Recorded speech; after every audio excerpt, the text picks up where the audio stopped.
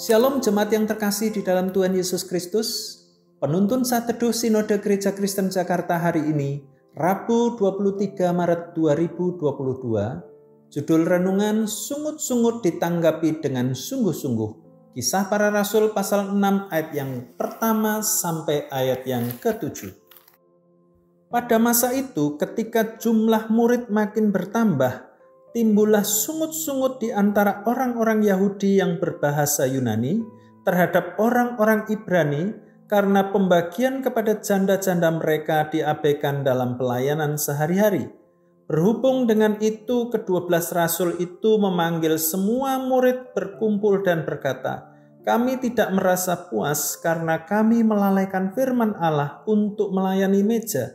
Karena itu, saudara-saudara, pilihlah 7 orang dari antaramu yang terkenal baik dan yang penuh roh dan hikmat, supaya kami mengangkat mereka untuk tugas itu, dan supaya kami sendiri dapat memusatkan pikiran dalam doa dan pelayanan firman."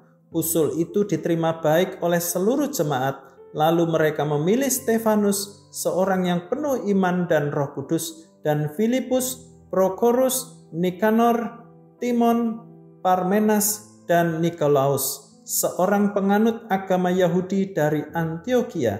Mereka itu dihadapkan kepada rasul-rasul, lalu rasul-rasul itu pun berdoa dan meletakkan tangan di atas mereka. Firman Allah makin tersebar dan jumlah murid di Yerusalem makin bertambah banyak. Juga sejumlah besar imam menyerahkan diri dan percaya. Bersungut-sungut artinya sedang menggerutu atas sesuatu. Tidak ada orang yang senang mendengar orang bersungut-sungut karena dianggap bukan perilaku yang baik. Masalahnya sungut-sungut selalu ada. Baik orang tua maupun anak, guru ataupun murid bisa bersungut-sungut. Sungut-sungut muncul karena perasaan kurang puas. Merasa kurang puas adalah hal yang manusiawi. Sayangnya sungut-sungut sering tidak ditanggapi. Termasuk bisa terjadi dalam gereja.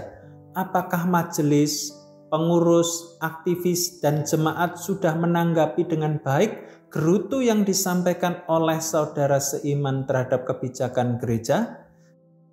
Gereja pertama di Yerusalem menanggapi sungut-sungut anggota jemaatnya secara serius. Waktu itu ada 2 kelompok jemaat yang berbeda, yaitu yang berbahasa Aram dan berbahasa Yunani. Kelompok yang berbahasa Yunani ini jumlahnya lebih kecil dan tingkat ekonominya lebih rendah. Banyak di antara mereka sudah lanjut usia dan menjadi janda. Namun bantuan gereja kepada para janda agak telantar.